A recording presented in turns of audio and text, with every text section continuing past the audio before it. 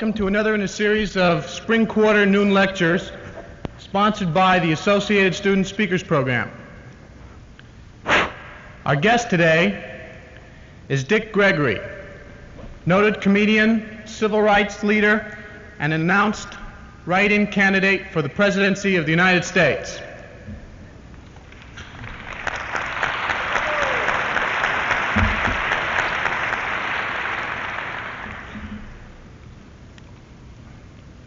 First, however, I would like to introduce the undergraduate student body president, Joe Rubenstein, who has a few words to say on a very important topic. Joe?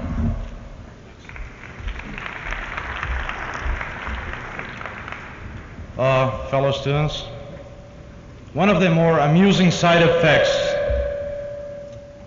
depending on your sense of humor, of McCarthy's showing in New Hampshire and Wisconsin has been the reaction of the national press to the senator's corps of energetic and intense ballot children. Originally written off as somewhat pathetic idealists, McCarthy's student army earned their abundant laurels by helping engineer the first stunning upset of the 1968 presidential campaign. As a result, the well-scrubbed, respectable, and quietly effective, quote, student volunteer suddenly became the darling of the press. Youth back in the fall, gosh, endless editorials. Democratic process works. Nihilism of the new left refuted. Generation gap bridge. As the New York Times stated eloquently,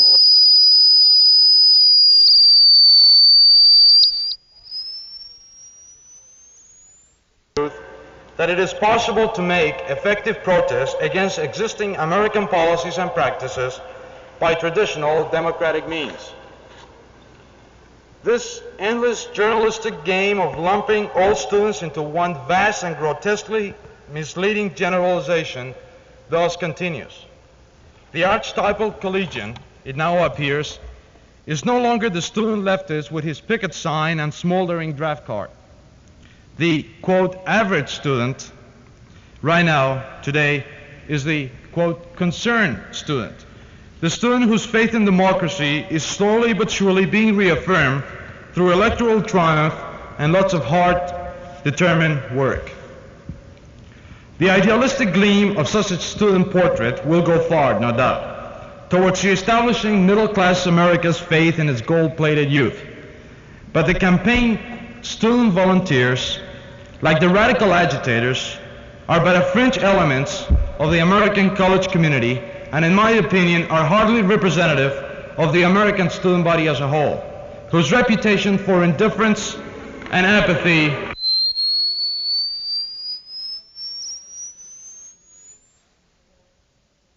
Morehouse State College in Kentucky stated, quote, "These activists say that the rest of the students are apathetic and don't care. They are not. They are satisfied with the way things are. Why should they protest? There is nothing to protest about," unquote.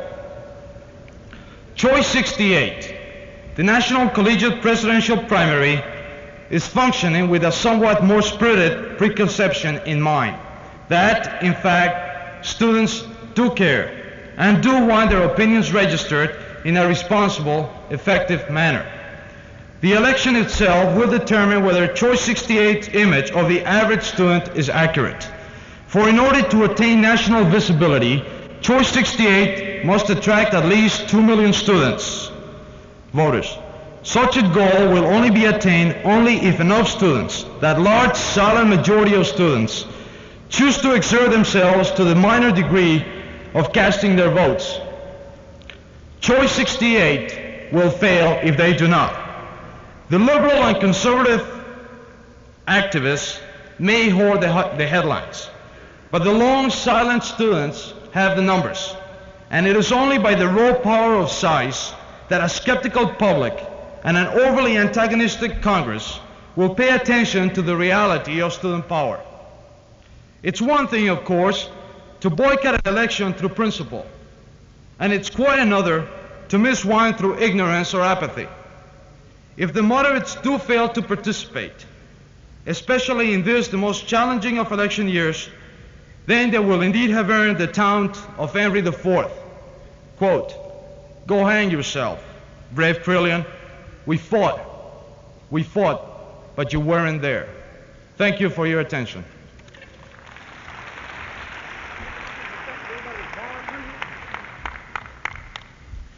Thank you, Joe. We're going to work question and answer slightly differently. Mr. Gregory has requested that when he's through with his speech, you just raise your hand and shout it out.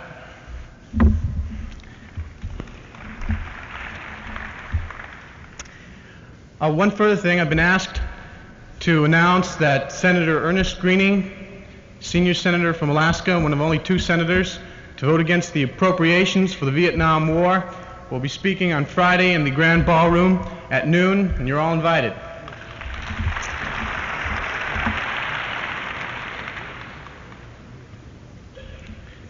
D.Gregory has spent more time in southern jails, marched in more demonstrations, prevented more racial violence, and worked harder for the rights of the black man than any other entertainer in America. His autobiography, Nigger, has become a bestseller, and his new book, Sermons, plans to be just as great a success. Named as the man most hated by the Ku Klux Klan, he quips, "They're so out of style, they were probably the only people left in this country who aren't using colored sheets." D.Gregory is a dynamic and communicative man who is more than a commentator, more than an author, more than just a comedian. He is a soldier in a war against hate and bigotry. His weapons include a complete personal dedication of his talent and a razor-sharp sense of humor. His home is in 5 suitcases, a garment bag, and a tape recorder. He lives en route, stopping to play countless benefits, deliver church sermons, lobby in Washington, and to speak before colleges and universities all over the country. D.Gregory is a man with a message of freedom and equality, not only for the black man, but for the entire human race. Ladies and gentlemen, D.Gregory.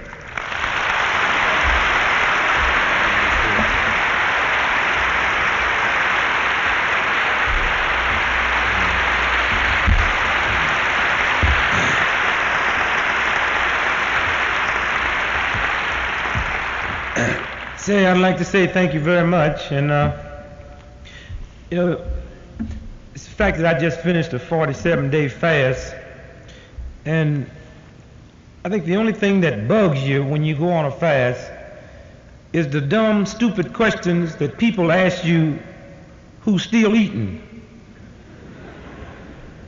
Like, I never forget, 45 days I'd gone without eating, and a cat walked up to me and said, "How do you feel?" And when you tell him hungry, he's surprised. Let me read something to you. This is a hate letter I got my 46th day on my fast. Now, I've always gotten hate mail. They usually started off, "You nigger this, you nigger that."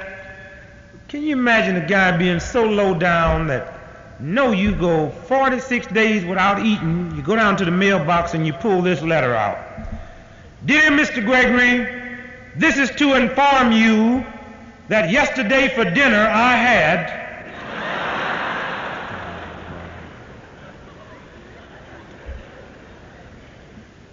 fried chicken with gravy." Now, that's the first time I realized that there's a black cat out there somewhere that hates me.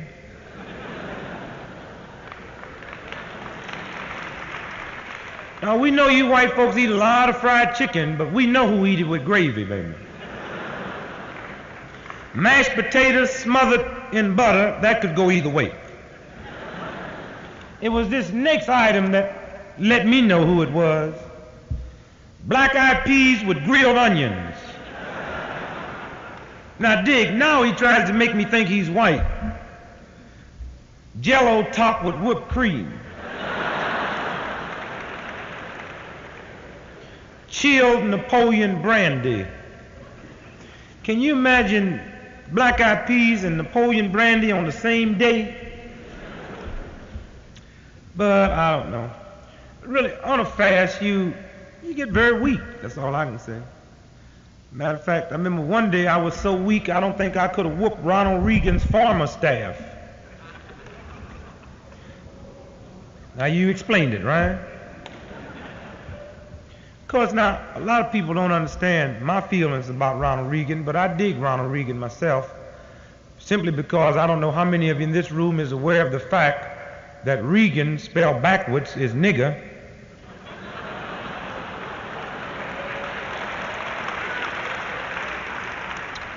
And that's why I hope Reagan straighten up and do a good job so one day he can eventually become president of the United States so we can boast we got a backward nigger in the White House.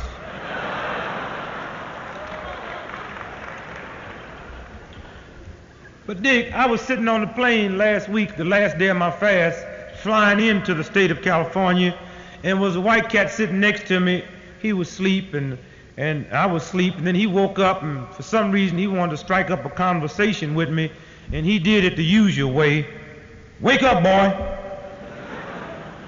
And you know, after 46 days without eating, you wake up, boy. And I said, yeah, what do you want, man? And I couldn't believe that all he wanted to talk about was black power. I didn't know white folks were still asking questions about black power no more. So I said, well, what is it you want to know about black? He said, what does it mean? And I didn't feel like going through all them changes to explain it to him, so I just tried to give him an example, which I'll explain to you, but I don't mean to insinuate nothing by what I'm fixing to tell you. But maybe if you ever get hung up to explain black power to your mom and daddy when you go home this summer, just use the same example I used on the plane. I tried to inform the guy, out of all the heart transplants that's ever been tried, the only one that worked was with the black heart.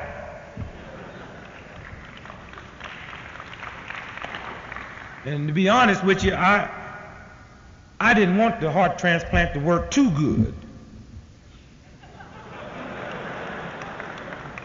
I don't mean I wanted it to be a failure, I just didn't want it to work as good as it's working, you know. Because, well, the cat's out of the hospital now. He's probably sitting somewhere in Johannesburg right now singing the blues. Oh, you know he belongs to us now. Oh, yes. And I was glad that they performed the transplant, because I've always thought that, hell, it ain't nothing in the whole world wrong with white folks that a change of heart wouldn't help.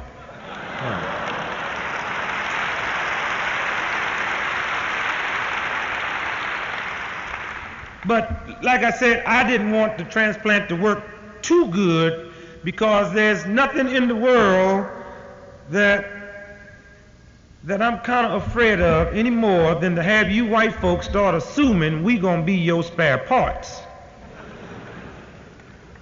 Now, a lot of people's against transplants. I'm not one of those. I'm against heart transplants, and I'm against any type of transplant you can hide. Now, I'd love to see a white cat get a colored foot. Let him take that to the beach with him.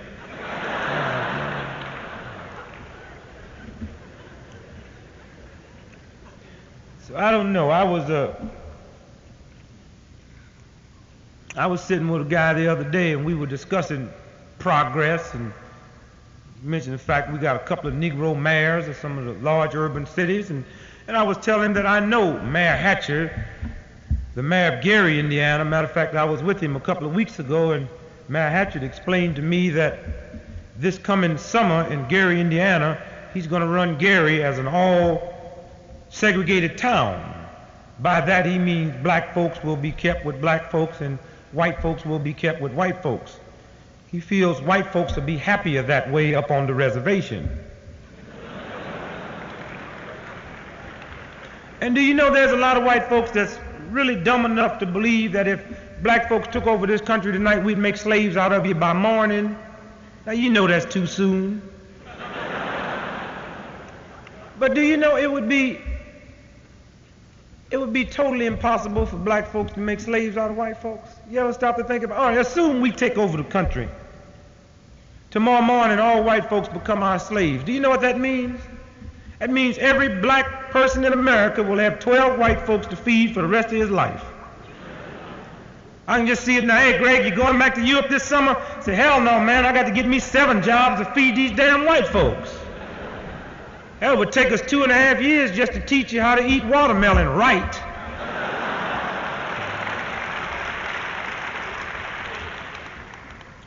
I don't know. I think the best thing could ever happen for white folks is if we made slaves out of it. You ever stop to think about that?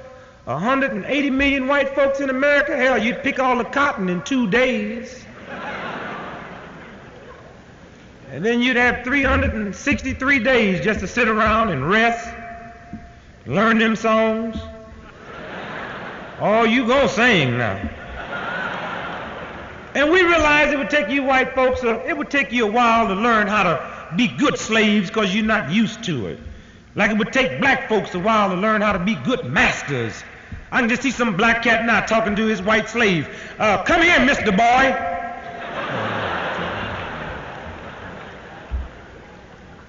You know, the fact that I am a presidential candidate, I have a lot of newsmen ask me strange questions. Like, for instance, Mr. Gregory, if you was elected president of the United States, what's the first thing you would do? Which seems like a dumb, stupid question. I felt the whole world knew if I was elected president of this country, the first thing I'd do is paint the White House black. The second thing I would do would be to bring all the boys home from Vietnam and send LBJ.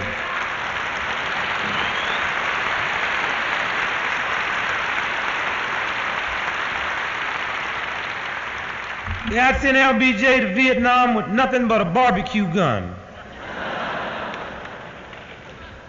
And have Eartha Kitt call him up every morning and say, we working on peace fielders, baby. Because a lot of you youngsters, you against LBJ. I dig LBJ myself for no other reason than he's consistent. And he didn't change on us. That's what I dig about him. He been common all his life. Now, there's a lot of presidents would have been elected president and he would have changed and got a little sophistication. But LBJ, I love to watch LBJ on television. Don't you dig him on television? He's just standing there drunk. Barbecue sauce all over his mouth. Now, how in the world can a cat look that bad hurt you? You got to watch him. And when I really start digging LBJ is after he received his first operation in Walter Reed Hospital, and when they released him from Walter Reed Hospital, and he walked out into the receiving room, and worldwide television cameras out there, and what did he do? Reached down, pulled up his shirt, and showed his scar. And barbecue sauce all over it. And you know that upset a lot of people in London? I had a friend of mine call me from London. He said, what kind of president y'all got over there to show his scar on worldwide television? I said, baby, you better thank God LBJ didn't have a hemorrhoid operation.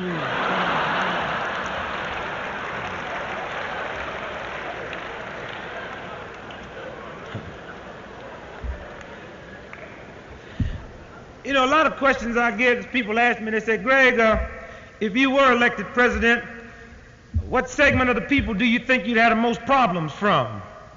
And I say, in all honesty, I'd probably have more problems from the colored folks. Because you see, I know how they would react to many things I would do.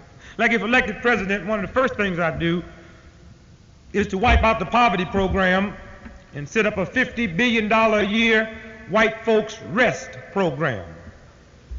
And I'd take all them good jobs away from you white folks and put you on my rest program. And I'd give my black brother a good job for the first time in his life.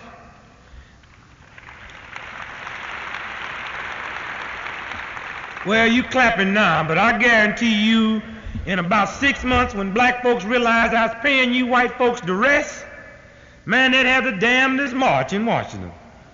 I can just see them stand out in front of my mansion now. Nigger, what's wrong with you? You got these white folks sitting out here on their butt, not working, getting these checks, having all them babies.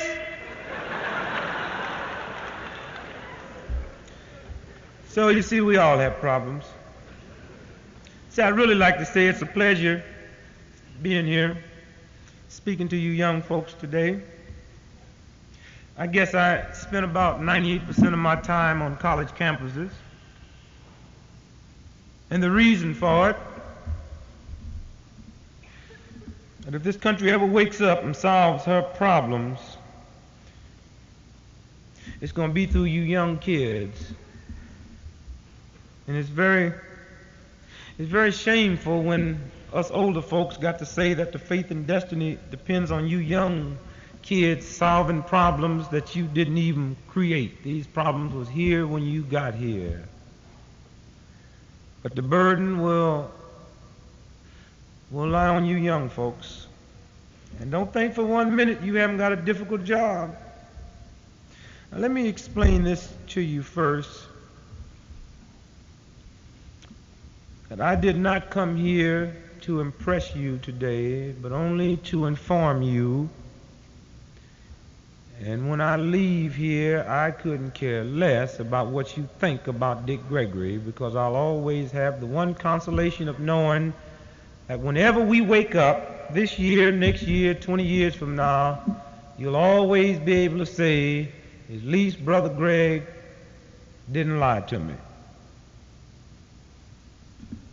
I think that you youngsters really have to become aware and keep your eyes open. Well, for instance, we got a civil rights bill last week. And a lot of people get real upset when black folks tell us, we don't want no damn civil rights bill. That ain't nothing but an insult to us. A lot of people think we ungraceful. Well, maybe we are, but we want our rights under the same piece of paper we pay our income tax by.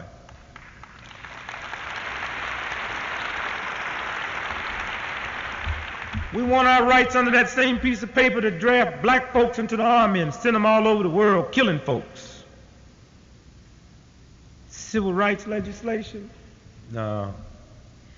And I think the frightening thing that you youngsters have to understand, that there were so many black folks and so many white folks that was cheering for that civil rights legislation. And to me, those people is worse than the Ku Klux Klan, because at least the Klan know they don't want integration, know they don't want black folks to have nothing. You got white folks and black folks that's not even aware to be cheering for a civil rights bill. All that means is white folks going to be judged under the United States Constitution and black folks going to be judged under civil rights legislation. That's racial segregation.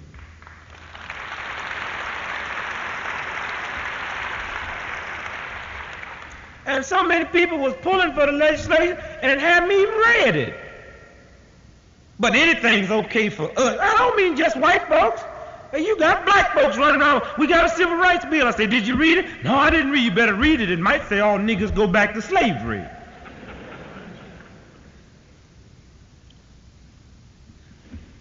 And when you read it, it's real sickening. It says it covers 80% of the housing, and that part of it don't come into full effect until 1970. Ain't it awful the way they play games with us? I wish I was the type of black man that believed in going to war for this insane nation. And any black man that goes to war for this sick country, he's the true meaning of the word nigger. No.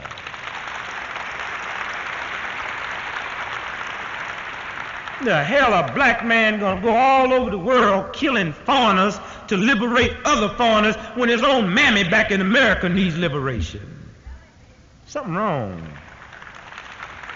But if I was that type of nigger that would go to war for this country after that civil rights bill came through, I would inform the army, don't call me till 1970, baby.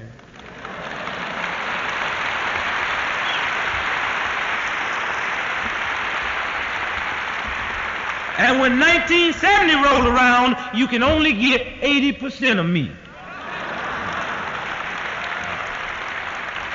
Yeah, I'm going to leave that other 20% at home with my old lady. Well, 2% anyway. And then if I'm living in a single house dwelling, you can't have none of me. And so, you look at that civil rights legislation. Oh, they got one part in there now that makes it a federal crime to interfere with a civil rights worker. And dig this, if your interfering with him cause death, then the law says you automatically get life in jail, which life, you know, is 7 years. You can be paroled after 7 years on a life sentence. Now, the interesting thing about that civil rights bill, they was really trying to tell us something. Because if you remember when Kennedy was president and them Cubans got to hijacking them jet planes, and they rushed the bill through real quick, it says, as of now, anybody hijack another plane is automatic death penalty. Which means America think a little bit more of a jet plane than she do of black folks. And so maybe this is why we got to create the type of atmosphere to let America know that we will upset you far more than a jet plane will.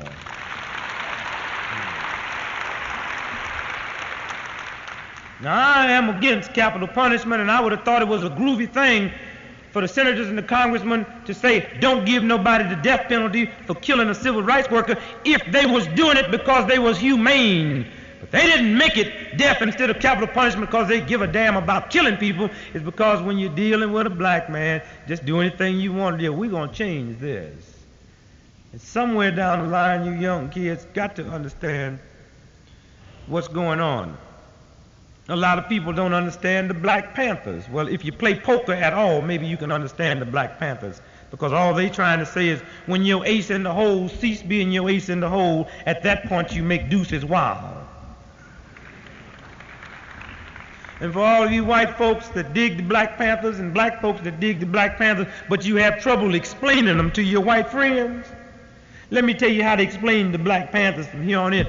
Tell your folks to go home and turn on television and leave it on all week. And when Matt Dillon run across the screen that's teaching you it's a virtue to shoot straight, tell him that's a white panther. Then just paint his face black and you got a Black Panther.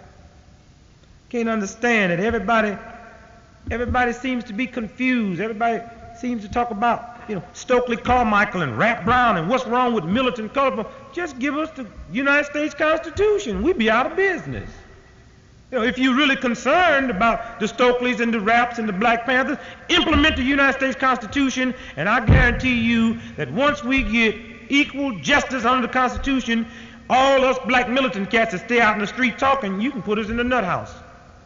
Because if we had full constitutional rights and nigga be on the corner talking about, we want equal rights in the morning, you can literally just say, well, he's crazy, let's get him. But if you think that you're going to put a damper on the Stokeleys and the Raps before we get the United States Constitution, you crazy.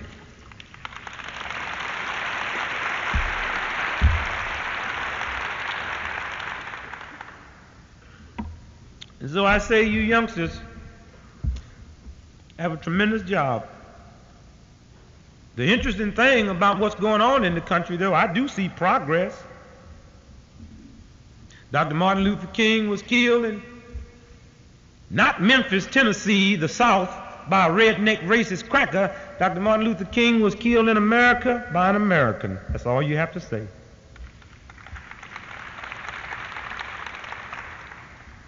Huey Newton got put in jail. Bobby Hutton got killed. Not in Oakland, California, by an Oakland cop. They got killed in America by Americans. That's all you have to say. See, the interesting thing about Hitler and them Nazis, when we was talking about what them Nazis did to the Jews, we didn't say what city the Nazi came from or try to get his name. We just talked about what the Nazis was doing. That's all that's necessary. And the groovy thing about what's going on in the country, the fact that Dr. King was killed in America by Americans, the fact that the Black Panthers is being gunned down by Americans, the fact that America's getting their towns burned down, I say that's progress, because I'd rather see this country destroy herself from within than go all over the world doing what we doing.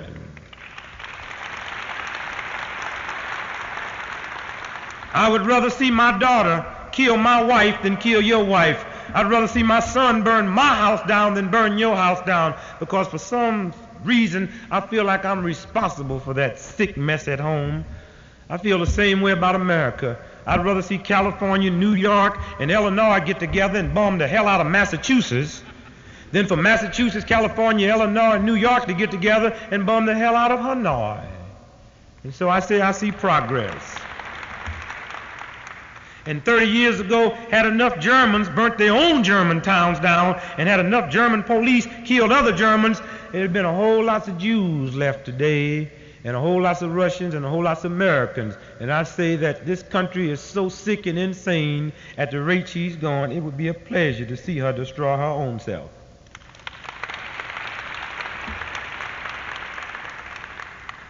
I tell you one good thing about that Civil Rights Bill, and those of you that haven't read it, I think you better go back and read it. The good part about that Civil Rights Bill is the anti-riot section. That thing is so unconstitutional, but I hope don't nobody take it to court. I hope they keep that as law.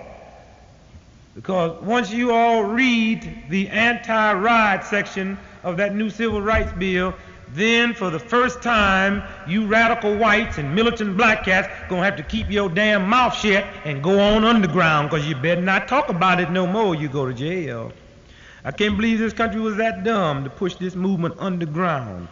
See, old 36-year-old Uncle Tom's like me, I can get on television because I ain't gonna do nothing. But I'm talking about you young cats that gonna make some changes. Just don't talk about it no more. Just go on and do it. Because if you open up your mouth now, you're in trouble.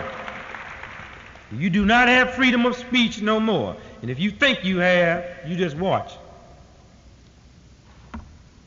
You young folks will feel the burden of what happened to Dr. King. You'll feel it more than us older folks. You youngsters will feel the pain of that assassination. Most older Americans will feel nothing but the shame. This was evidence when they pushed the Civil Rights Bill through. It didn't have a damn thing to do with giving it to black folks. We got so ashamed over Dr. King being assassinated, they decided to rush something through so the world would kind of change their opinion of us a little bit. That's silly.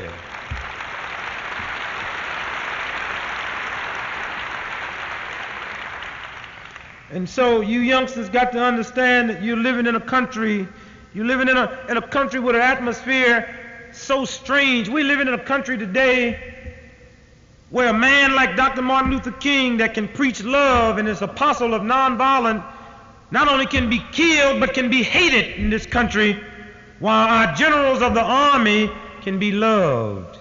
Y'all in trouble. Believe me, you're in trouble. I think LBJ kind of said it mighty beautiful when he sent Dr. Martin Luther King's widow a message and said, I will not be able to show up at your husband's funeral because I have a very important meeting with General Westmoreland. And I think that said it. If you look at that message, I cannot attend the funeral of this man of peace that died violently because I have to meet with my general and we have to discuss how many we're going to kill next month.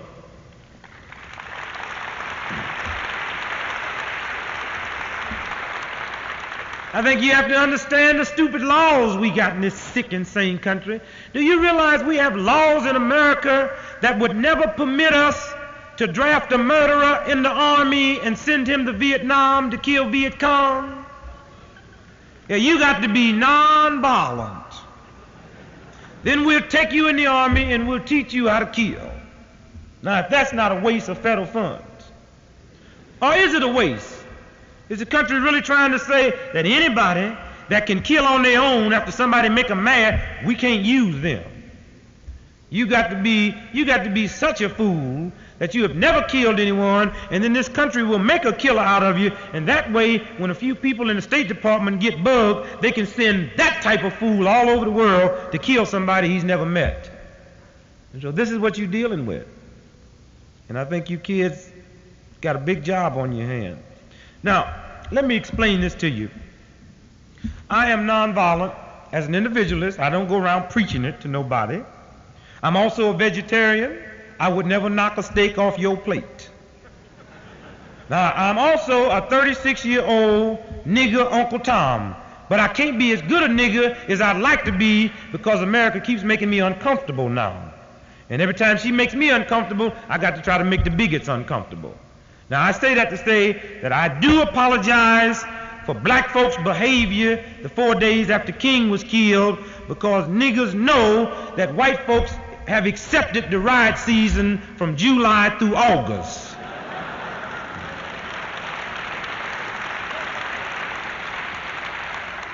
And I don't know why they was behaving like that and just messed up your spring. And really in Washington, D.C., they just messed up the whole damn cherry blossom season. And we know better than that. And we say we got to ask you white folks to give us a little help now and try not to kill no more of our leaders until July. Because we're going to ride in July whether you do something to us or not. But I just got to apologize to white America for my brother doing what he did. You know damn well the police department and start taking their vacation in the spring, and we caught them gone away from home, and you hadn't unwrapped your tanks yet and all that kind of stuff. And so I say that we're very sorry that what happened. Now I say that to say this. Anytime a riot breaks out in your community, call me. You know my record with riot. I got shot in Watts trying to stop my brother. So this is my function, is trying to preserve this white institution. But now I say that to say this, because there's certain stipulations on when you can call me. Now I'm sure you've been reading in the paper that the black soldiers re-enlist in the army 5 times for every 1 white soldier. You are aware of that, right? So you shouldn't have no doubt in your mind that black folks do love to kill for freedom. Now, y'all run around talking nonviolence and this and that, but your tax money is taking black folks in the army and teaching them how to be good killers for freedom. You're teaching them how to blow up railroad embankments. You're teaching them how to throw napalm in villages indiscriminately, to blow up schools, just to shoot people they ain't never met before. And while they do that, you give their mama an allotment check. You promise their wife if they get killed doing your dirty work, you'll give her $10,000. Now all I want to say is when this black cat, your murderer, that's been all over the world fighting, trying to liberate foreigners, and if you sick enough to believe that when he comes back home, he's not going to do the same thing to liberate his black mama, you out of your mind.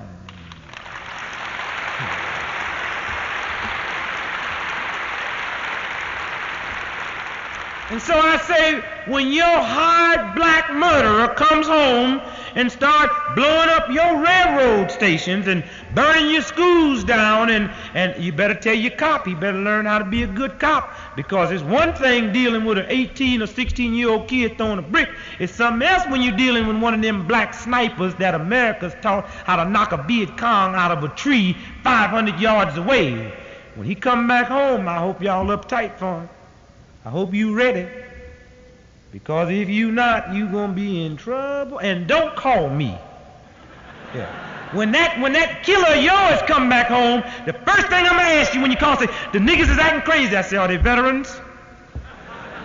And if you say yes, I say, well, please don't call. And if you keep bugging me about these ex-soldiers, I'm gonna get an unlisted phone. So you youngsters got a big job to do somewhere, quick.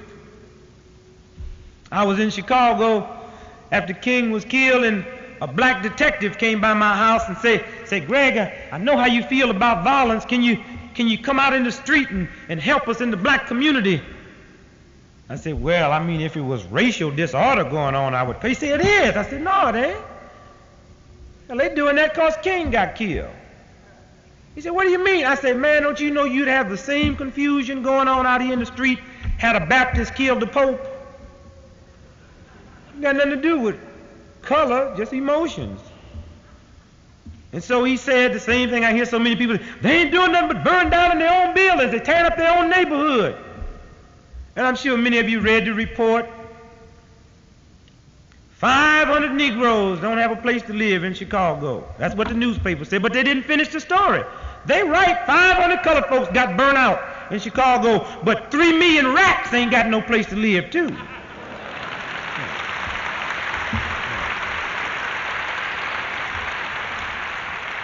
500 Negroes that we're going to take in and find a place for them to live. But the rats got to go to the white community. Yeah, because rats ain't prejudiced. They kind of favor living with us a little bit better than you all, because that's soul food we cook. But when we ain't got no place for them, they come right to your community. And so there's a lot of things going on out here. Now let me, in a brief few minutes, let me say this. Those of you that have classes and things you got to go, I hope you feel free to get up and walk out without assuming somebody's going to think you're a racist because you left. Because we're going to run over a little bit, so at any point you get ready to split, by all means do it. Dig, let me explain to you now of what went on in the black community after Martin Luther King was killed. I hope y'all leave quietly. Don't be stomping your feet, because if you do that, you make me think something. Dig.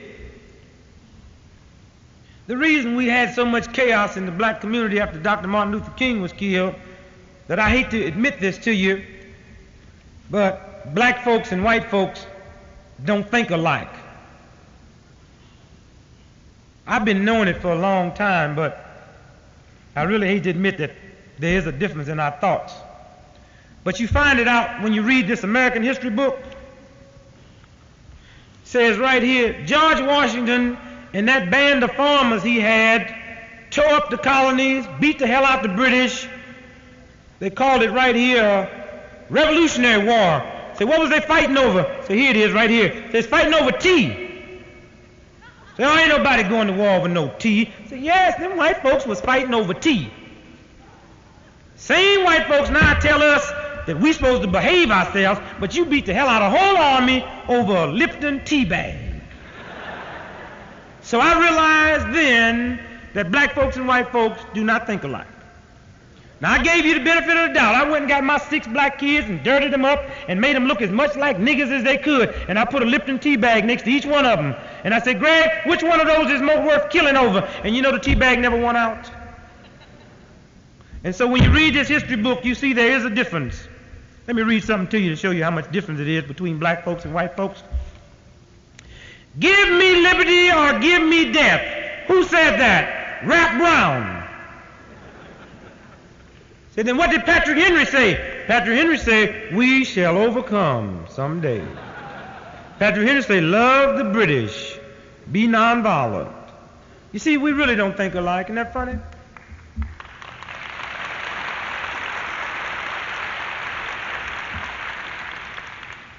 Rap Brown gave a speech last year, and Rap Brown said, get a gun, nigga, and watch the police. And everybody got to calling me and say, what do you think about Rap Brown telling colored folks to get a gun and watch the police? I said, let me get my American history book. I'll show you that's not an original statement. That's why I don't like these militant niggas no more. They copying white folks right out the history book. You know where Rap Brown told colored folks to get a gun and watch the police? Here it is in the history book. It says, during the time when the British was the police, Paul Revere rode through the white community and said, get a gun, white folks, the British are coming.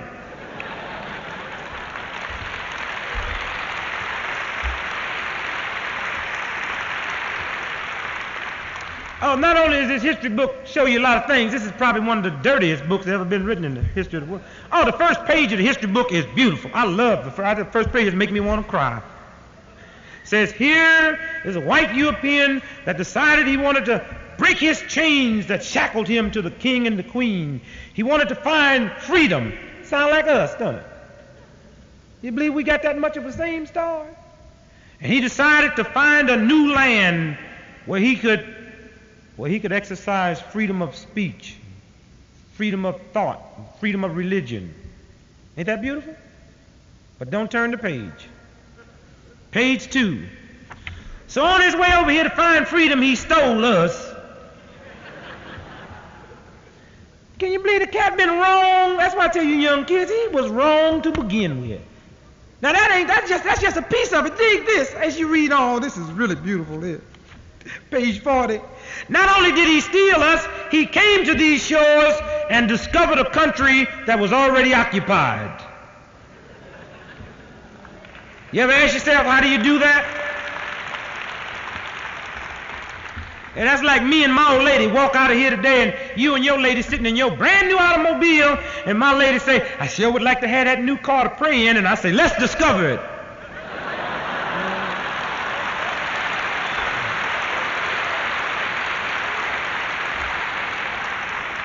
And so I walk up and tell you, all right, get the hell out that car. And you say, but this is my car. I say, it used to be. We just discovered it. And I bet you would be as surprised as the Indians was. And so,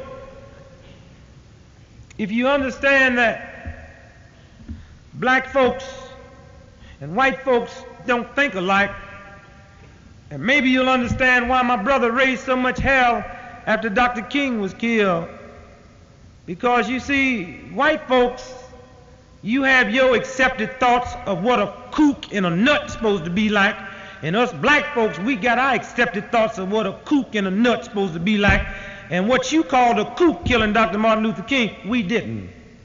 You see, we got some kooks in the black community. We kind of know what crazy folks act like.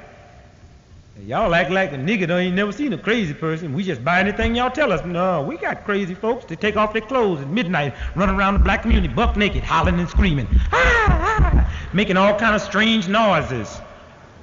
Yeah, that's a kook.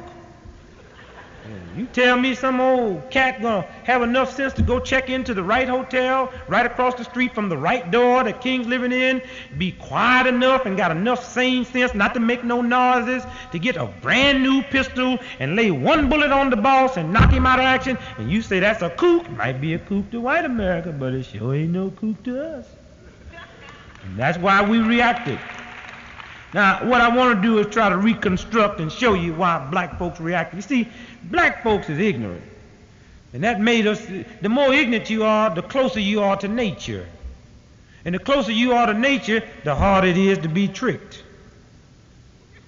Yeah, understand, this is sophisticated education. That's man-made, baby. I mean, use it, but it never substitute nature.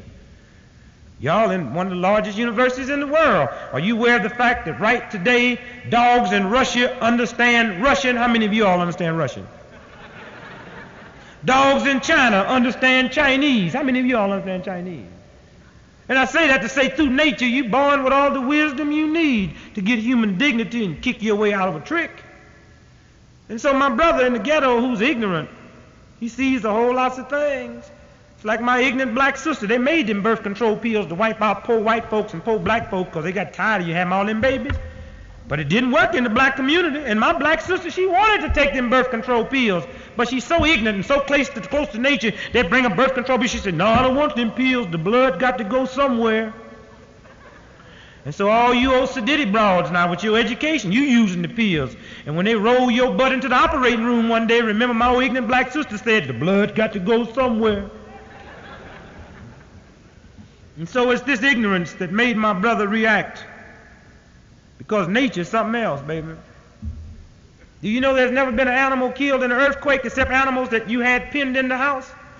Because animals through nature can feel that ground trembling 2 days in advance. And I've been driving up and down your state here. That's why I'm getting the hell out of here tomorrow, because them animals sure been restless, man. But you know, in explaining to you why my brother reacted the way he reacted, a lot of people say, well, why is the Negro behaving like this? Don't he know Dr. Martin Luther King is a martyr now? And you see, that's one thing you've missed, because the type of Negro that would throw a brick don't even know how to spell martyr. Yeah, Dr. Martin Luther King was never his martyr. Dr. Martin Luther King was his man. And anytime you do somebody's man in, you get uptight, baby.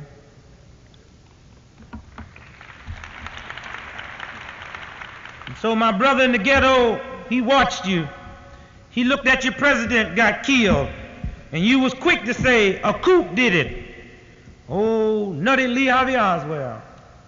Went all the way to Moscow, Russia, married a Russian colonel's daughter, and he was so nutty he called the State Department and said, okay, I want to come home, send me a first-class ticket.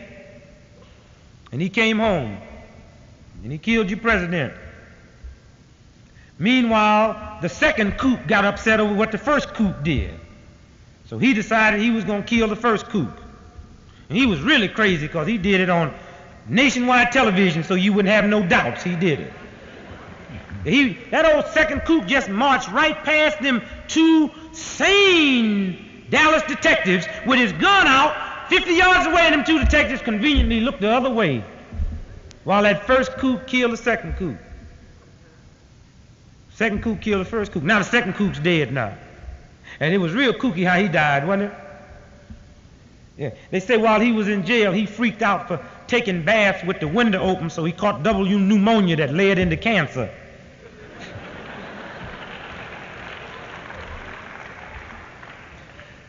Now you found out that 32 other people that was connected directly or indirectly with the assassination of the president is dead now. But that didn't make you get suspicious. Lloyd's of London, old kooky insurance company, decided to figure out what the odds would be of 32 people being connected directly with the assassination dead now. And they put in their old kooky IBM machines, and they say the odds of 32 people being dead now that was connected with the assassination is 1 billion to 1. That still didn't wake you up. I was sitting right in front of Jacqueline Kennedy at Dr. Martin Luther King's funeral, and her 2 Secret Service agents were standing right next to me up against the wall. And I got news for Jackie. She might think they guarding her, but they watching her, baby, because I've been watched long enough to know the difference from when you being watched and from when you being guarded. And if she think they guarding her, I dare her to try to get rid of them one day and see what happens. And so it's a whole lot of things that white folks believe in that colored folks just don't believe in. Then Jim Garrison, he's a late kook that came on the scene. And he told you about the assassination, and the first guy's name he mentioned 2 weeks later, he come up dead at the airport. What happened? Said that old kook just got out of bed in the middle of the night and told his old lady, say, I'm going out to the international airport here and get me one of these Delta jets and just go up and practice for a while. Midnight, he out rehearsing.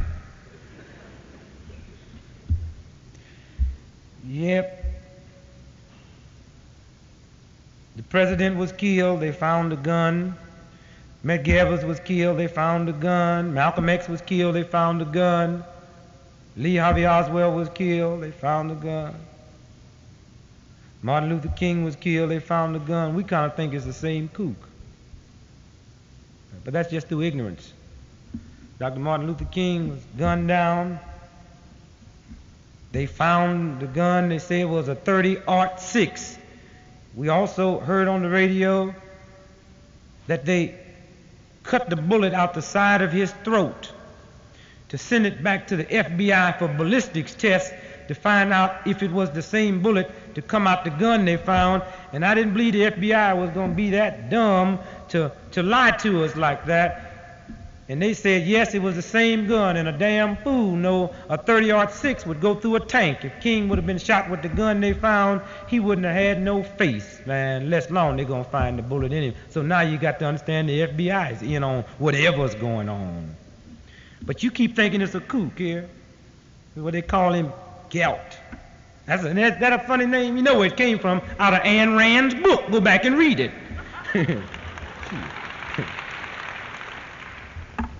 So sometimes it kind of makes you wonder who's the fool on it. Y'all or them, right? It's really strange.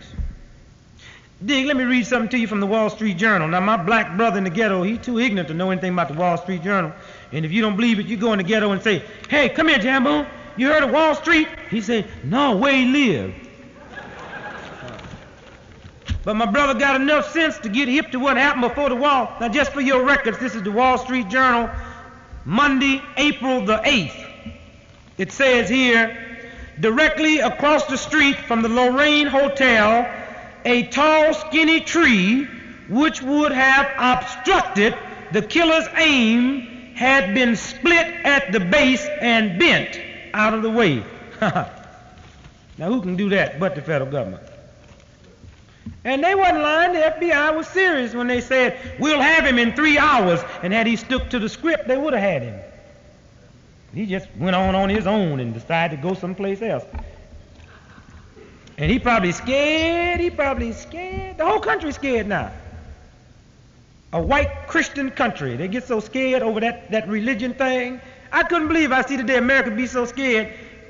King is killed, and I'm sure Sue. Have you all read in the paper where the Secret Service is out guarding King's grave 24 hours a day?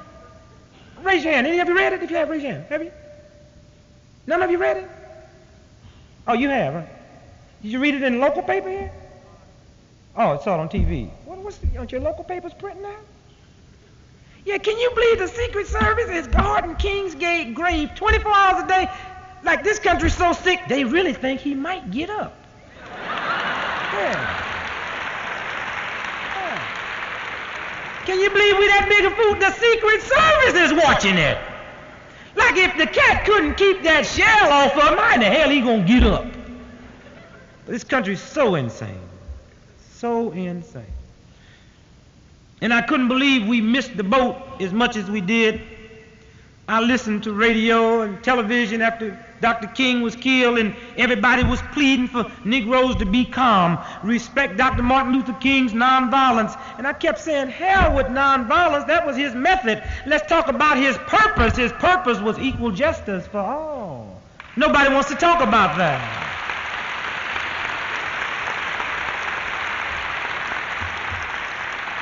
Hell, your method is very insignificant if you don't gain your purpose. Hell, if all of us was going fishing today, our purpose to go fishing is to catch fish. Our method is the way we use to catch it by. And if I got an old pole and I ain't catching nothing, you ain't going to use my method. And so if this government wants folks to be nonviolent, they better implement his purpose so we can blame it on nonviolence. And so you youngsters have a lot of problems to solve. And it wouldn't be too bad if America could just learn to become as afraid of injustices as she is of communism. We'd wipe it out.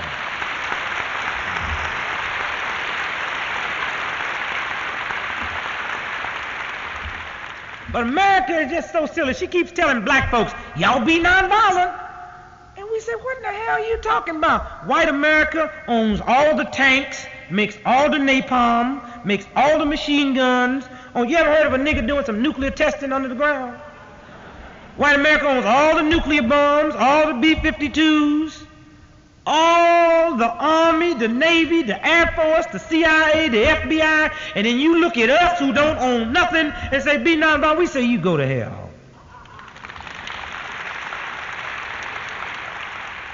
Because if this country was sincere about nonviolence, my Indian brother up on the reservation would be in good shape today, because you can't get no more nonviolent than my red brother.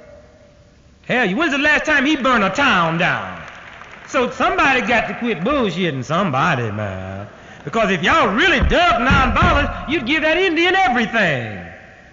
But we got enough sense to know what that Indian got to do to get a little bit of respect out this country.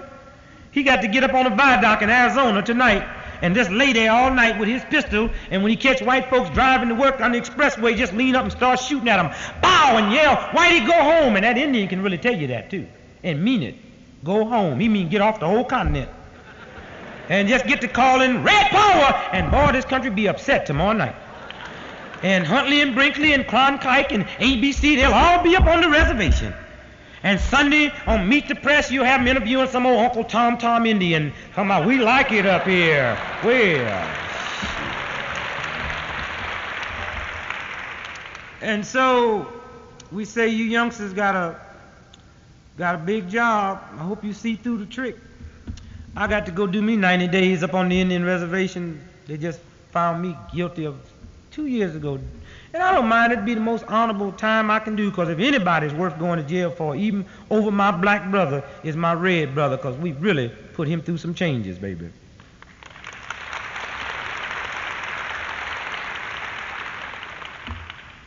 Now, what we are trying to say to America is we kind of wish America would stop playing games with us. This is what we're trying to say. You know, LBJ gave his State of the Union message way back in January at a time when the Senate and the Congress and the President couldn't agree on nothing. Until LBJ mentioned crime in the street, and the whole Senate chamber stood up and clapped and hollered and made them old animal-like sounds for 5 minutes. Why? Because crime in the street is America's new way of saying nigger. And we're not sick enough to stand here and tell you that America shouldn't try to deal with black crime and black violence, but we're saying what day will America become as afraid of white crime and white violence as she is of black crime and black violence. That's what we're saying. We don't mind the president standing on television saying he's going to wipe out crime in the street, but what day will you demand your president to also say, if I am elected president of the United States, not only will I wipe out crime in the street, but I'll wipe out the crime syndicate? Or is that too white for you?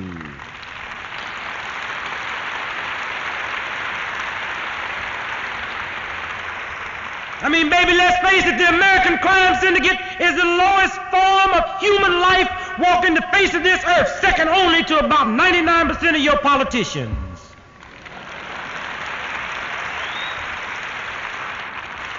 But we know damn good and well, if black folks took over the crime syndicate today, you'd have it wiped out by the weekend. And we're very uptight over that. We got some attitudes. Crime in the street. LBJ, out of all the people to talk about crime in the street, LBJ is not one of them. LBJ went to Congress at 26 years old, a poor, humble Baptist school teacher. Today, LBJ is a multi-millionaire, and you don't want to know where that money came from. I bet if LBJ was black, you'd want to know. Bobby Baker worked for LBJ. While Bobby Baker was working for LBJ, old Bobby Boy stole $8 million. Now, LBJ is not the dumbest cat walking. Matter of fact, LBJ is probably the slickest tyrant that's walked the face of this earth since Julius Caesar. But you really want to make yourself believe that LBJ not only didn't get none of that money, he didn't even know nothing about it. And what we trying to say to you, had Bobby Baker been working for Adam Clayton Powell, both of them would be in jail tonight.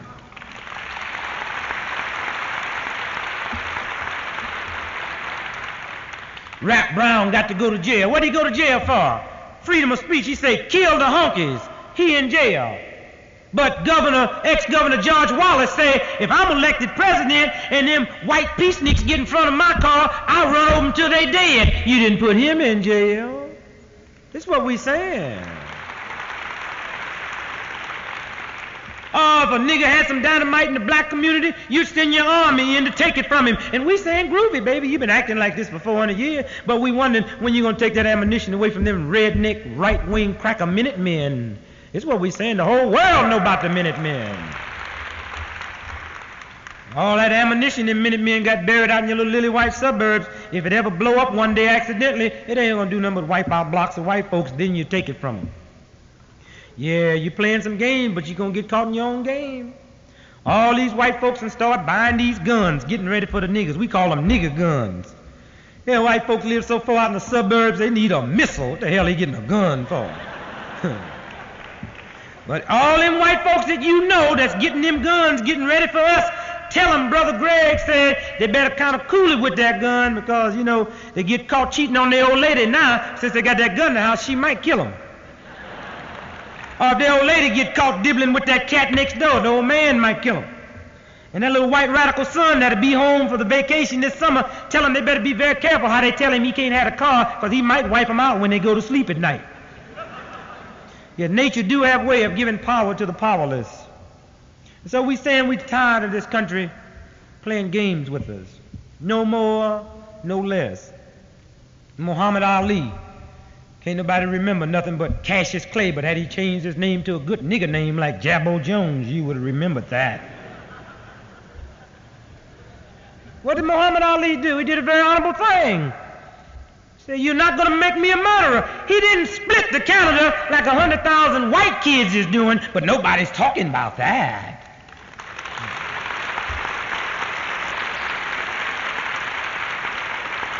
And I'm not here to tell you that splitting the Canada is dishonorable. What I am saying, if you got a choice over which is the most honorable, to say I'm not going to war and I'm going to stand here and face my trial and go to jail or go to Canada, what Muhammad Ali did is the most honorable.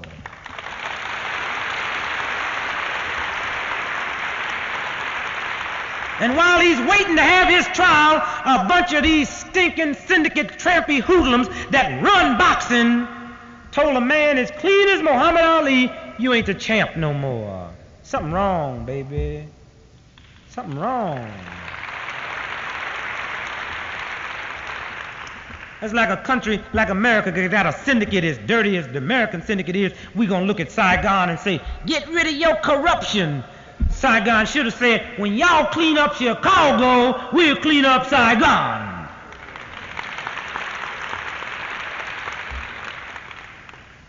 And now, Muhammad Ali, he's not the champ no more. We're very uptight over it because we remembered how you treated Jimmy Hoffa. He stayed president of the Teamsters Union until you put him in jail. And we real uptight over that. Teamsters got 1 million members in it, $600 million purse. But Jimmy Hoffa, out of all the things he'd been found guilty of, you could trust him to run that till you put him in jail? We say, you better give my man his title back because we ain't through clowning over that yet. This is what we saying. We just tired of people playing games with us. And we begging you to stop. Now, I got to ridicule my brother. I hate to ridicule black folks in public because I'm a racist, and most colored folks I know is a racist. They watch white folks for 400 years. You got to be something. But a lot of people ask me what I think about the black athletes boycotting the Olympic Games, and I was a track man when I was in college. Matter of fact, I was the fourth fastest half miler in the nation in 1954. And I got to admit to you that I think them black folks was wrong about boycotting the Olympic Games. I think them niggas should have kept their mouth shut, qualified, went on to Mexico City, then dropped the baton.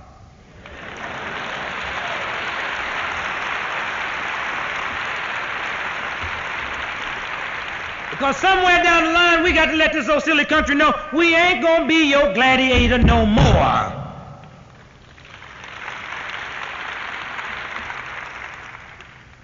So we wonder if this country can become honest with us. I wish instead of this country giving us a civil rights bill, I wish she would have put a piece of legislation on the book that would have read, any black male baby boy that turns 5 years old, the government will pick him up and take him to a camp for a year. That's right, that's what I said. I wish they'd have passed a law that said all black boy babies, when they turned 5 years old, they had to go to a government camp and stay there from the time they was 5 to the time they was 6. And then they bring them back to their parents. But what they would do to them is let them sleep 6 hours a day.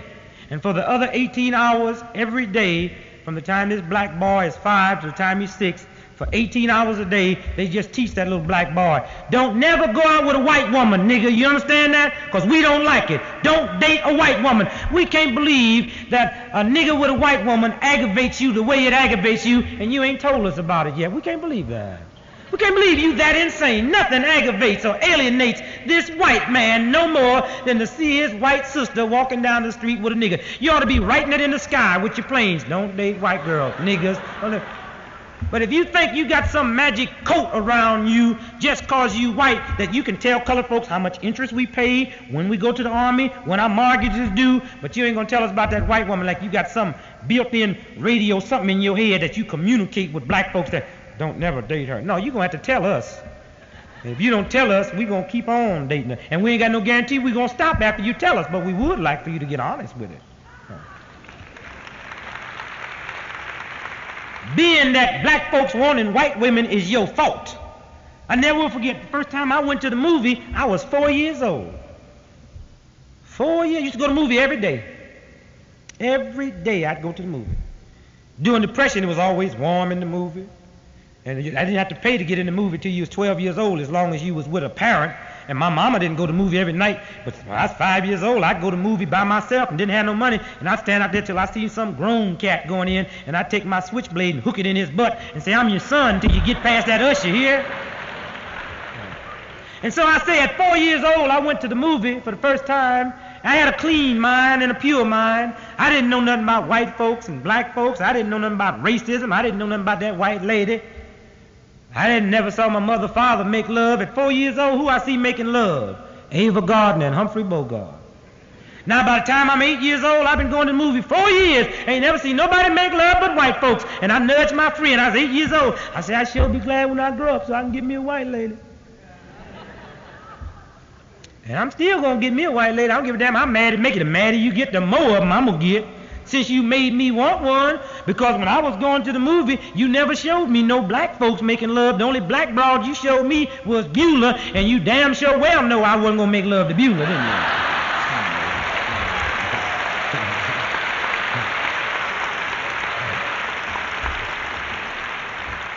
So I can't believe a country this sick that don't want a nigga with a white lady, but every time you show somebody making love, and think we don't want one.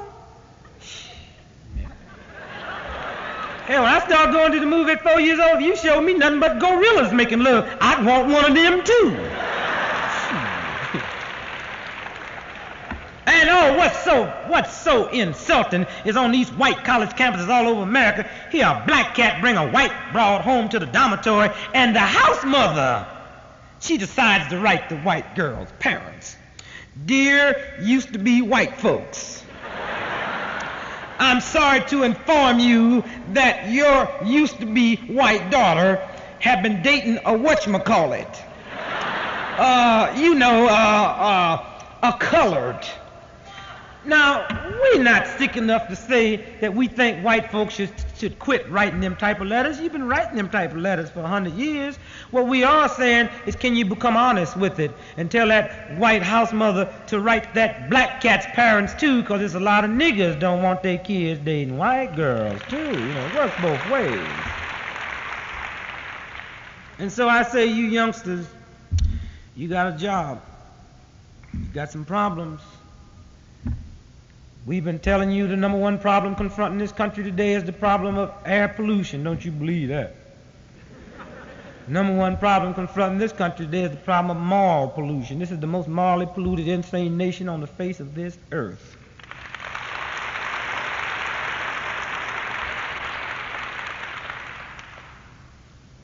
The problem that scares me the most today in America is not the racism that exists in this country. That don't bother me. What bothers me is the fact that if these social conditions that exist in America today existed in any other country on the face of this earth, we could solve it.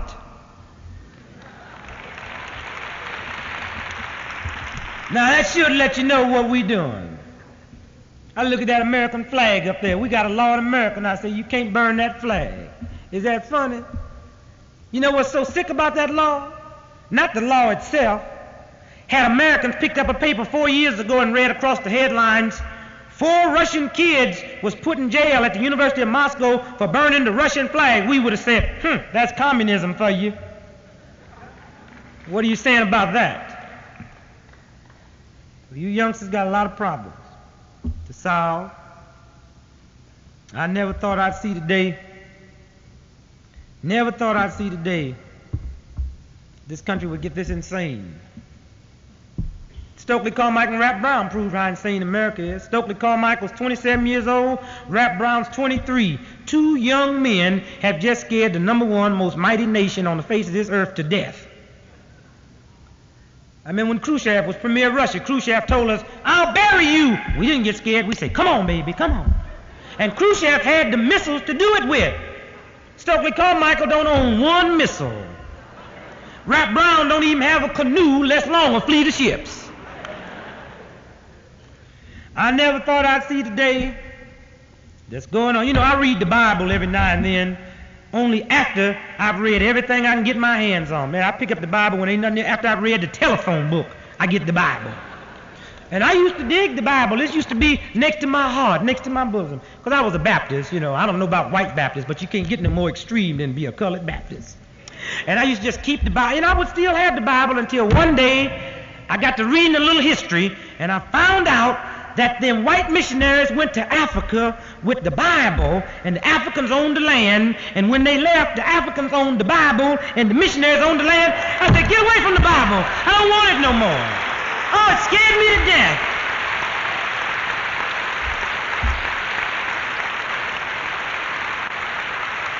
And so I said, anything this dangerous I don't want, because I might go into a white hotel and trick Whitey out of his hotel. Yes, then he'd be reading the paper. D.Gregory went in with a Bible, and Hilton had his hotels, and when he left, Hilton had the Bible, and Greg had all the hotels. So I got away from the Bible. I might trick some white farmer out of his farm with this Bible. And you hear all them old Bible stories, them soldiers come back. Can you believe as many soldiers carry Bibles on the front line while they're out there killing and looting? Every soldier come back from every battle. He says, had it not been for this Bible right over my heart, I'd have been dead now. Yes, they got to shoot, and that bullet hit the Bible. Had it not been for the Bible, the bullet would have went clean through me. Oh, yeah, cat come back from Vietnam. Vietcong wiped out my whole company, and the bullet got me right in the heart, but the Bible was there. The Bible Nellie sent me. Had that Bible not been there, that bullet would have gone clean through. I got so damn sick and tired of hearing them stories, I went and got me a bullet and put up over my heart. And it saved my life. Yeah. A couple of summers ago in Chicago when the Shriners was having their convention. Now, you white kids think you can tear up Fort Lauderdale, Florida. If you want to see a town tour, follow your daddy to the Shriners convention this year. Baby, they can do in a town. Them Shriners was up at the top of the Hilton Hotel, 27 floors, just having fun and clowning and cutting up. And I was walking downtown the Loop of Chicago, just humming my little song. Oh, Jesus, I love you, Jesus.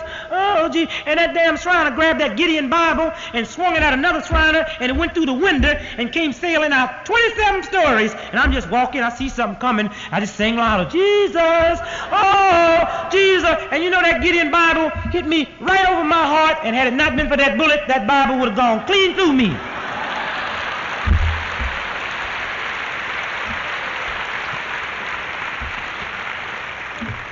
And so I read the Bible every now and then, looking for things. That's like white folks want to believe that a nigger's the dirtiest thing living. Think we got all the bad morals. Well, let me tell you something. Well, I ain't saying we clean, but all colored folks' bad habits, we ain't got nothing but white European bad habits. So who do we learn our bad habits from? You. All right? You ain't never known a colored cat that have African bad habits, have you? I don't know what them Africans do when they get in the bushes after dark, but I know what you do in the bushes after dark, and we do the same thing you do. Oh, you used to see people turn us against the Africans. Cat told me, say, them Africans ain't nothing but savages. I said, hey, wait, don't talk about my ancestors. They ain't nothing but savages, damn fools, cannibals. I said, what's a cannibal? They eat folks. I said, oh, no. Yes, little kid. Whitey told me them niggas over there was eating live human beings. And then I got it confirmed. I went to see my first Tarzan movie. And I realized them Africans was ignorant. Because, see, I didn't realize them wasn't Africans. Them was Los Angeles niggas that y'all was using. And I got to feeling so sorry. I said, them damn savages over there eating people, eating human beings. I said, I got to go pray for them. And I walked into the white Christian church. And the guy said, what do you want, brother? I said, I want to pray for my savage ancestors that's running around eating folks. And I fell on my knees and I prayed, God, please forgive my ancestors for eating human beings. And I got ready to walk out, but I made a mistake. I went to that white Christian church on the first Sunday to pray for them cannibals. And on the way out, he said, wait a minute, this is communion. Open up your mouth. And I did. He said, this is his body, this is his blood. I said, I can't believe y'all cannibals by proxy and don't even know it. So I open up my Bible and I read the biblical pages.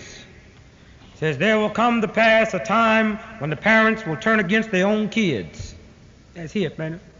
I never thought I'd live to see the day that we would surpass that prediction in America, but we have. Yep. I could halfway understand parents turn against their own kids, but what's going on in America is totally insane. I never thought I'd see the day that in America the parents would side with the federal government against their own kids when their kids happen to be right. It's scary.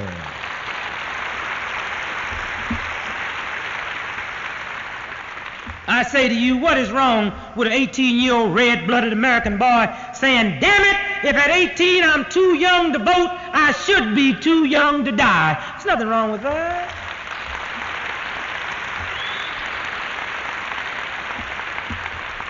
So I say to you youngsters, you better keep your eye open, even at home. Watch your parents. Can you imagine, Dig? Can you imagine a federal inspector go to your house today and knock on the door? Your parents say, who is it? They show the identification, say, a government inspector. Say, oh, yes, what do you want? Say, I want your dog or your cat or your parakeet or your goldfish. Say, what? Say, I want one of your pets to help wipe out communism. What are you going to do with it? Say, we're going to take it across the street, that vacant lot, we might kill it.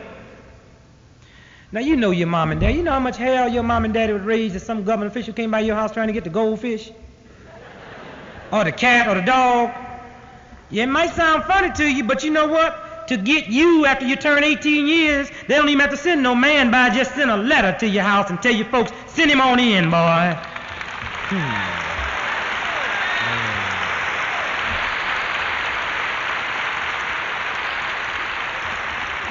Baby, when you stop and realize you living in a country that's so sick that your own mom and daddy would raise more hell over the dog getting drafted than you, you're in trouble. And for you young kids that might drop out of school or flunk out or quit for a couple of months and don't want to get drafted, I say get your sister or a friend to go by the dog pound and get you a lease And when you go home around your parents, get down on your all fours and lick your mom and daddy on their leg and pee on the bedpost and bark and make little funny sounds and try to eat a lot of strong heart. And I guarantee you that when the government try to draft you into the army, your mom and daddy might raise as much hell over you as they would the dog. Now in closing, I'd like to ask you youngsters to do me a favor. I'd like for you to go to the library one day soon and get the Declaration of Independence and copy it down and keep it 24 hours a day with you. And this summer, when the riot season open up again, here's what I'd like for you to do for me. I'd never be sick enough to stand here and tell you to justify violence or riots. I want you to get your television set and put it in the middle of the floor.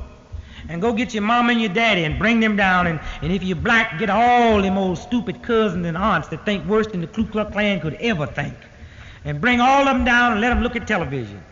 Them niggas will be sacking and burning and looting them towns. Now, here's what I want you to do. Take the sound and turn the sound completely off so all they can see is just them cats burning. Take out your Declaration of Independence and move as far back behind your folks as you can. And while they watching them niggas burn and tear up them towns, read your Declaration of Independence as loud as you can. We hold these truths to be self-evident, that all men are created equal and endowed by the Creator with certain inalienable rights, that when these rights are destroyed over long periods of time, it is your duty to destroy or abolish that government.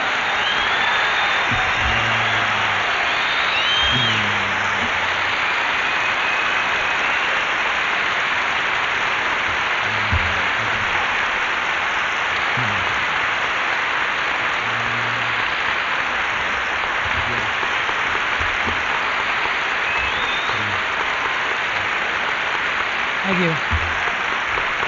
No, thank you.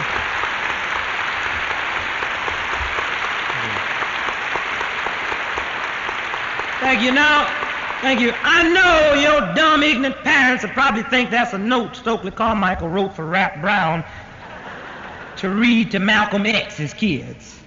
But with the minimum amount of persuasion, you'll convince them that that was from the Declaration of Independence. They beloved Declaration of Independence. And now what we should do is to convince all of these Americans, especially these right-wingers, that they should march on Washington and get that Declaration of Independence and change it so it'll read white only.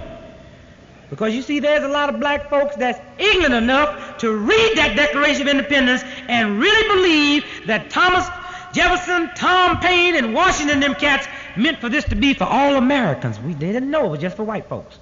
And I think you should change it because we don't have enough sense just to read it like it is and say, that's not for us. Now, quickly before we leave, let me say this to you. 20 and 30 years ago, black folks and white folks used to talk to one another, but they wasn't talking about nothing, man. You hear your parents now say, I don't know what's wrong with these colors. Why, when we was kids, we got, you didn't get along dealing with a nigger. It wasn't no big thing to talk to them folks my mama used to work for. They thought my mama loved them. My mama steal everything she get her hands on when she left there at night. And them white folks thought Steele was her nigga. That broad would steal everything she could get.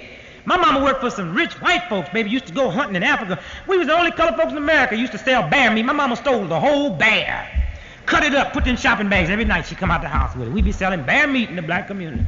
But they'll tell you in a minute, oh yes, Lucille was a good girl. D.Gregory is a good boy. That's another word gonna get your head busted open too, boy. Yeah, you better really get up off of that quick. We'd rather for you to call us nigger than call us boy. Of course, a lot of my brothers don't care about you calling them boy because they hip enough to know that white men call us boy because they got doubts about their own manhood. But 20 and 30 years ago when black folks and white folks was talking, that wasn't no big thing because you see 20 and 30 years ago black folks was easy to talk to because 20 and 30 years ago black folks had an empty belly. Today black folks got a full stomach but a hungry mind. A hungry mind will not react the same way as an empty stomach. Empty stomachs deal on smell and hungry minds deal on sound, and all at once this country don't sound right to us no more. This is what we're trying to say. 3 years ago, 5 white boys burned up their draft card, and within 2 weeks' time, the Senate and Congress had pushed through an anti-draft card burning bill, but we haven't been able to get them to give us an anti-lynching bill in 100 years. This country just told me she thinks more of a piece of cardboard than she thinks of my black mammy. I'll bring her to her knees for that. 20, 30 years ago, white folks used to tell black folks the problem with colored folks is education, and them niggas was sick enough to believe that. And you got some niggas now that believe our problem is education. No, we ain't buying that no more. We look at Vietnam. You got 685,000 American soldiers in Vietnam tonight with their life, if necessary, to free that Vietnamese instantly. Have you ever heard one white or black American question that Vietnamese educational standard? If you're going to go over there and free him with your army and the Navy and don't question his educational standard, you better not be silly enough to question mine. This is what we say. Education is our problem. You ever stop to realize how many millions of people would be dead today on the face of this earth if it were not for blood plasma? Are you aware of the fact that an American Negro by the name of Charlie Drew invented blood plasma? Don't take my word for it. Look it up in your library. American Negro by the name of Charlie Drew invented blood plasma, and old Charlie Drew bled to death in an Atlanta, Georgia hospital waiting room after an automobile accident because they didn't accept niggers. Don't never tell us about education here. The man that had the wisdom and the knowledge and the educational background to give blood plasma to the whole world died from the lack of his own invention because his face was black. Don't never tell us education. Never again. And this is what we're talking about. Everybody tell us, go down in the black community, quit demonstrating, pull your brother up by his bootstraps. Why don't you give him some boots? Talk about, y'all ought to quit demonstrating, get in the ghetto and do something about the morality rate, the morals. And it's true. Let me say this to my black sister. Don't get mad when white folks tell you that 20% of the black women in America has illegitimate babies and 2% of the white women in America has illegitimate babies. That's true, but set the record straight. If we ever get our hand on you white folks' abortion credit card, we'll show you how to knock a rate down. That's what we're saying. Oh, people be whispering, I don't know why them colored folks have all them babies. They know they can't take care of them. We know we can't take care of them, and we're going to keep having them. We'll make a deal with you. The day this white system learn how to hire black boys and give us good jobs like it gives you white boys so we can afford all them whores and prostitutes you can afford, we'll quit having all them babies at home too, but not until then. That's what we're saying. And we don't have to tell you. You don't have to tell us about the hoe because it's my sister. We know what you're doing there. Because she's stoned, comes back home and talk. So before you get this holier than thou thing, question my babies, you better check your own self out. And so the Civil Rights Bill, that's ain't nothing but an insult. The hell, I need a fair housing bill to live next door to you. Who are you? You know, that's what we're saying. What kind of animals are you? That old redneck, white, Russian cracker broad, Stalin's daughter, a known Russian and a known communist, came to my country to live. You didn't make that bitch get no fair housing bill to live next door to you. How come I got to get one? All them Russian exchange students you bringing over here to my country, that's known communists. They don't want to be no Americans. They're going back to Moscow after they finish their education and might drop a bomb on your mama's house 8 years from now. You don't make them get no fair housing bills living the way they want to live in these old racist college towns. How come I got to get one? This is what we're saying.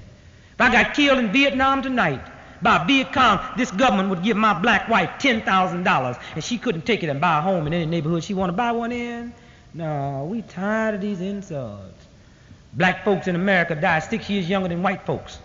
And I got 6 black kids sitting at my house, and every time they sit around the dinner table at the same time, I can't look at them because I'm looking at 36 death years in my house that white folks don't have to listen to. And let me say this to you FBI and CIA that's in the house. Write this down quick. You will get them 36 death years out of my house only over my dead body. Understand that here?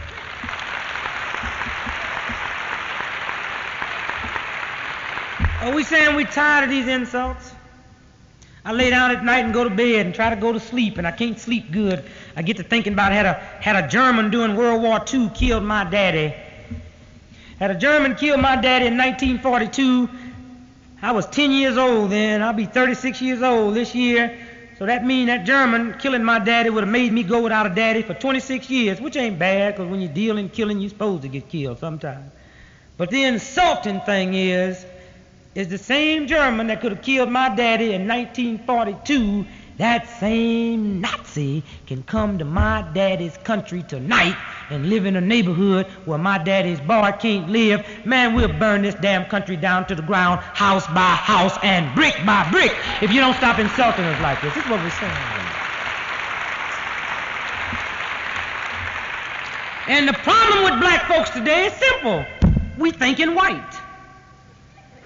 Yeah, we know damn good well if we took this country away from you tonight and put white folks in the same trick for 10 hours this country's had black folks in for 100 years, you'd burn it down to the ground.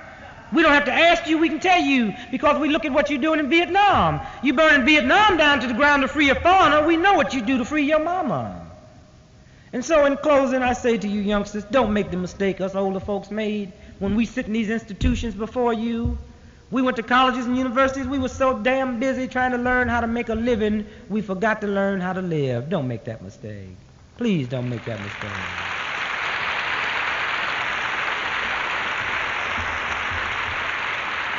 Because if you waste your 4 years at this institution, any other institution, just learning how to make a living, you haven't got a guarantee you can get a job and keep one when you get out. But if you spend these 4 beautiful years learning how to live, I guarantee you making a living will be the easiest thing for you to do on the face of this earth. Because in order to learn how to live, you automatically learn how to think. And if you know how to think, you'd have to ask yourself a question one day. If democracy is as good as we tell you it is, then why in the hell are we running all over the world trying to ram it down people's throat with a gun?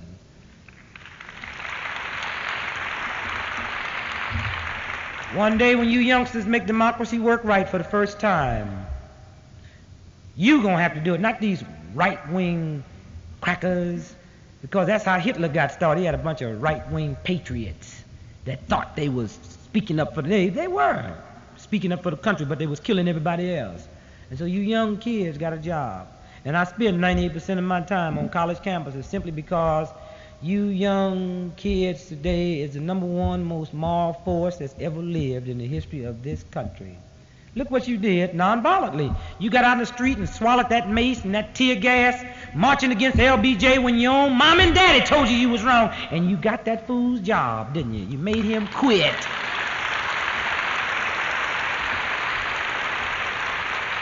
And the beautiful thing about what you did is the only non-violent victory we ever had in this country. And Dr. King got to see it before he died, baby.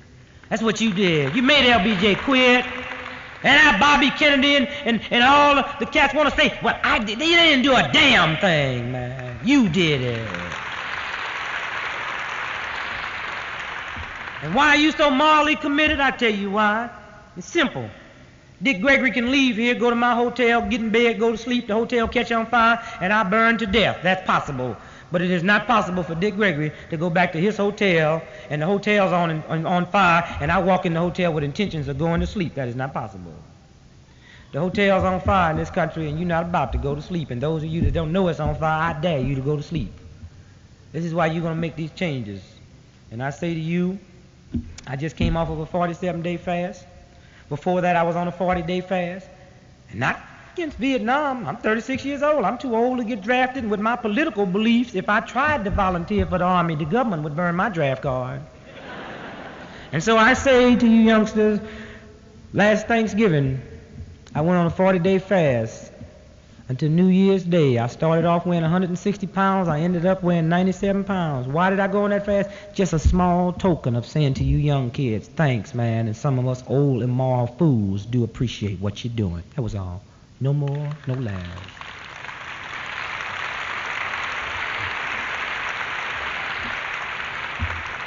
And you see, it's left with you young kids. I sound groovy to you, but I'm immoral. I just finished cheating on my income tax, man. Yeah, I ain't pure. You young kids, just stay as pure as you are and solve all these problems. The 47-day fast that I was supposed to come off Easter Sunday, it was simple just to dramatize some things. That I'm not going to get a haircut or shave or wear nothing but work clothes or buy a new car or smoke cigarettes till the war is over in Vietnam. And I went on that fast to dramatize this for you youngsters, and I tell you why. 98% of you young kids that demonstrate against the war in Vietnam is too young to vote, so neither party have to listen to you. But I tell you one thing, baby, if enough of you young kids get your game up tight and decide you're not going to get a haircut till the war's over in Vietnam, the barbers will come out here in the street and demonstrate, and they vote, baby. If enough of you young kids decide you're not going to shave no more till the war's over in Vietnam, some old broad 75 years old don't give a damn about Vietnam, but she owns 15,000 shares of Gillette Blue Blade. She got to come out with a picket sign now. If enough of you young folks decide that damn buying clothes, you're not going to wear nothing but work clothes till that war is over, the whole garment industry, baby, going to get uptight, baby. And it ain't nothing like having the garment industry demonstrating on your side, baby. You decide not to buy a new car, and if you buy a new car, let it be a foreign car till that war is over in Vietnam. The automobile industry, baby. Henry Ford be doing more than trying to get some jobs for some niggas. He be trying to bring them soldiers out that foreign land back home where they belong. And you know, those of you that know me know that I used to smoke 4 to 5 packs of cigarettes a day. I started smoking when I was 13 years old, and I smoked all the way up to 6 months ago, and I tell you why I quit. I got to reading in the paper that the federal government talk about they're going to buy a mace and give it to the police department so it can deter you young kids from peace demonstrations and all that. And so that made me mad. And if you youngsters get mad enough to do a little research, it's groovy to demonstrate against Dow Chemical and tell them don't make napalm, but you better do your homework and find out Dow Chemical makes about 200 other products, including them little old tissue papers you wipe your eyeglasses off with, and Dow soap. Can you see a little kid washing up with Dow soap so he can hurry up and demonstrate against Dow Chemical? You let Dow Chemical know you're going to boycott them home products, baby. They'll hurry up and get out of the napalm making business. And so I did my homework, and I looked up, and I found out every time I bought a pack of cigarettes, I gave the government 8 cents tax. And at the end of the year, the cigarette industry gave the government $2 billion more. And at that point, I decided I will not catch cancer and buy napalm and mace at the same time. So I say to you young folks, if you want to end that war in Vietnam in a hurry, I dare you. You smoke the last cigarette out your pack, take that empty pack, mail it into the cigarette industry with a little note that tells them you will not smoke or buy another cigarette till the war's over in Vietnam, plus you will entice your friends not to smoke or buy another cigarette till the war's over in Vietnam. And I guarantee you, when the cigarette company get enough of them empty packs and realize the Vietnamese getting free mean they might go bankrupt, they will fly into Washington, D.C., kick LBJ's door in, smack that barbecue sauce off his mouth, and I guarantee you, when they get through with LBJ, the troops will be coming home within 6 weeks' time. This is the power that you youngsters have. Now, I didn't come off my fast this past Easter Sunday like I was supposed to. I stopped drinking distilled water, and now I drink juice. And I'm going to continue this fast on nothing but juice till November the 5th, Election Day, and hope you young kids that just start voting will be shocked into your consciousness so you will not get caught in a political trick. This is all I asked you. Don't get caught in a political trick. In 1964, I didn't vote because I refused to stoop to the lowness of voting for the lesser of the two evils. That's why I'm a candidate myself. I decided to be a candidate because there's a lot of people that would never stoop to the lowness of voting for the lesser of the two evils. But let me tell you one thing. Had I voted in 1964 for the lesser of the two evils, you can damn sure bet to my young folks. But he came out and he said that McCarthy is a nice man, but that wasn't the reason I didn't get in the races after he knocked LBJ over. He said, you see, if he just would admit it, LBJ is a hawk and McCarthy's a dove and Bobby's a chicken, if he would just admitted that.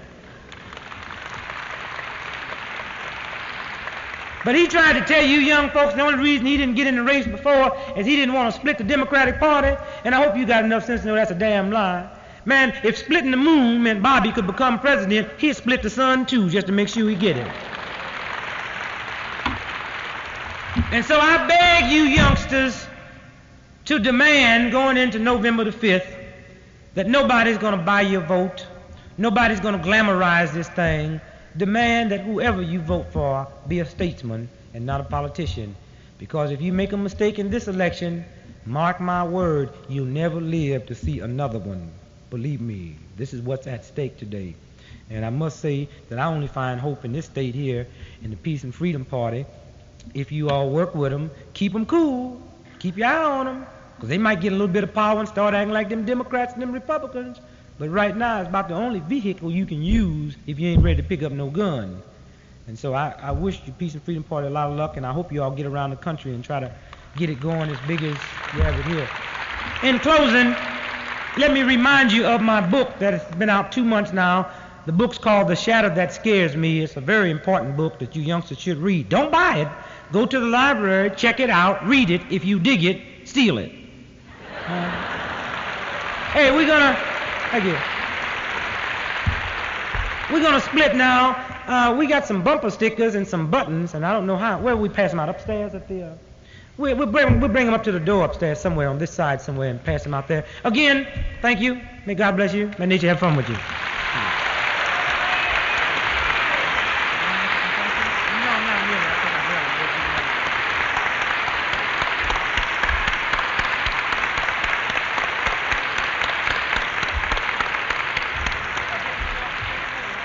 I'm afraid that's all the time we have. There will not be any questions and answers, and I want to thank again Dick Gregory for all his time. Thank you.